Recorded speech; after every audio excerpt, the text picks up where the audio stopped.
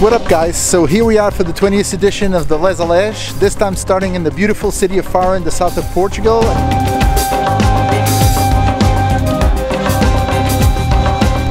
The event will be starting tomorrow with technical verifications right in this place, and in the following 3 days we'll be traveling up to the tippy top part of Portugal. This event is all about showing the most beautiful parts of Portugal, so stay tuned because we're going to be bringing you updates just like this one every single day. So I'll catch you tomorrow.